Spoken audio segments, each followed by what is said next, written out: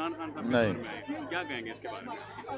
देखें, आज तो मेरा ख्याल है कि जो OIC का मामला है वो अफगानिस्तान के हवाले से है कि वहाँ एक गैर मामूली सूरत हाल है जिसके तनाजुर में ये OIC हो रही है। और मैं समझता हूँ कि अल्लाह करे कि इसके अच्छे नताइज बरामद हों और अफगानिस्तान की जो सूरत हाल है उसमें बेहतरी हो। साहब एक और क्वेश्चन है, रिसेंटली ना परवेज इलाही साहब ने कहा है कि आसिफ अली ज़रदारी बड़ा तजर्बा रखते हैं, ठीक है, सियासी जमातों को लेके चलने का, तो आपको लगता है कि काफ लीग का इत्तेहाद हो जाएगा आने वाले दिन?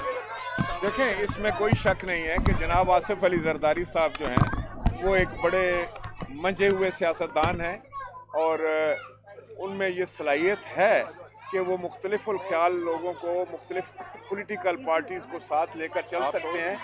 और उन्होंने इसका जो है वो 2008 में आपने देखा होगा कि तकरीबन पाकिस्तान की तमाम सियासी जमातें जो थीं उनको उन्होंने साथ लिया और मुश्किल तरीन हालात में जो थे वो पाकिस्तान के मामलात को देखा। और उस वक़्त आपके इल्म में है कि लोग कहते थे कि जो तालिबान हैं वो मरगला तक पहुंच गए हैं और हालात इतने मखदूश हैं। और उस वक़्त मुल्क में जो एक इकनॉमिक मेल्टडाउन था पूरी दुनिया में था। और उसके अलावा भी जो पाकिस्तान में आटा नहीं था, अगर आपको याद होगा, तो हम लोग 25 लाख टन गंदम जो थे वो यूक्रेन से मंगाते थे, बैरून मुल्क से मंगाते थे। तो ये जनाब आसिफ अली ज़रदारी थे जिन्होंने उस हालात में मुल्क को संभाला और अपनी VN से मैं समझता हूँ कि ना सिर्फ मुल्क की इकानमी को एक बेहतर तरीके से चलाया बल्कि मुल्क में तामीर और तरक्की के एक नए दौर का आगाज़ किया। पाकिस्तान में जो एग्रीकल्चर की हमारी लेबर थी उसको बेहतरीन अंदाज से उसका साथ दिया, किसान के साथ खड़े हुए, तालिब इल्मों के साथ खड़े हुए, मज़दूर के साथ खड़े हुए। तो उससे ये हुआ कि मुल्क में एक स्टेबिलिटी आई। और आपको याद होगा कि उस वक़्त जबकि लोग कहते थे मुल्की हालात बहुत मखदूश हैं, उस वक़्त भी मुलाजमीन जो हुकूमती मुलाजमीन थे, गवर्नमेंट के मुलाजमीन थे, उनकी तनख्वाहों में 120% इजाफ़ा किया, पेंशनों में 100% इजाफ़ा किया। और ये वो इक़दामात थे, आपको पता है, बेनज़ीर इनकम सपोर्ट खड़ा करके ख़वातीन को जो है उन एम्पावरमेंट के लिए, उनकी बेहतरी के लिए काम किया, बेशुमार तरक्याती काम हुए। तो मैं ये समझता हूँ कि ये पाकिस्तान पीपल्स पार्टी का खासा है कि वो जहाँ अवामी मसाइल को हल करने की तजर्बा रखती है, सलाहियत रखती है, वहाँ उसकी क़यादत जो है वो तमाम लोगों को साथ लेकर चलने की भी सलाहियत रखते हैं। राजा साहब, KPK में इलेक्शन की सूरत-ए-हाल बहुत ज़्यादा संगीन हो गई है। मुतअद्दिद अफराद की जानिब से जो है वो तमाम पोलिंग स्टेशन पर, बहुत से पोलिंग स्टेशन पर जो है काफ़ी लोगों को जो है वो तशद्दुद का निशाना बनाया गया।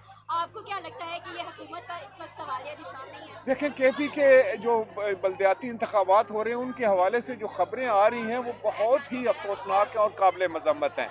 हुकूमती पार्टी ने जिस अंदाज से उन इलेक्शनों को चुराने की कोशिश की, जिस तरह रिगिंग की और खुल्लम खुल्ला धांधली की, उसकी शायद तारीख में मिसाल नहीं मिलती।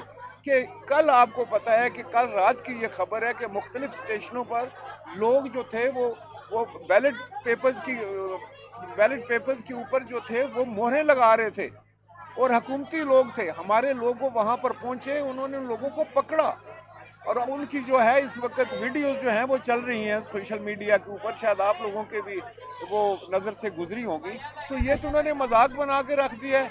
जो बड़े बड़े सरमन देते थे, बड़े बड़े वाज करते थे कि जी मुल्क में साफ शफाफ इंतखाबात होंगे, तो इन्होंने तो मैं समझता हूँ कि तारीख का जो है वो वर्स्ट तरीन, मैं समझता हूँ सबसे जो है वो घटिया इलेक्शन जो करवाने जा रहे हैं, जिसमें जो है ये धांधली जो है अपने अरूज पर थी। ये सारे लोग सरापा एहतजाज हैं। इस किस्म के इंतखाबात जो हैं वो मुल्क को नुकसान पहुंचाते हैं। तो मैं वज़ीर आज़म साहब से ये कहना चाहता हूँ कि आपके कौल और फेल में तो बड़ा तजाद है। आप बातें तो यूरोप की करते हैं, आप कहते हैं कि यूरोप को आपसे बेहतर कोई जानता नहीं है, आप बातें तो जमहूरियत की करते हैं और चलन आपका ये है कि इस तरह इंतखाबात होते हैं। अब तो लोगों को ये भी खतरा हो गया है कि अगर आप रहे और आइंदा जो जनरल इलेक्शन होंगे, जो आम इंतखाबात होंगे, वो भी आप उसको भी मजाक बना के रख देंगे। ये मुल्क के लिए बड़ा ख़तरनाक है, ये रविश बड़ी ख़तरनाक है। ये जो हुकूमती वतीरा है, उसकी मैं पुरजोर मजम्मत करता हूँ। और मैं समझता हूँ कि इस तरह के इंतखाबात जो हैं वो ना सिर्फ जमहूरियत के लिए नुकसानदेह हैं, बल्कि जमहूरियत से लोगों का फिर एतमाद उठ जाता है। Thank you. Thank you. राजा साहब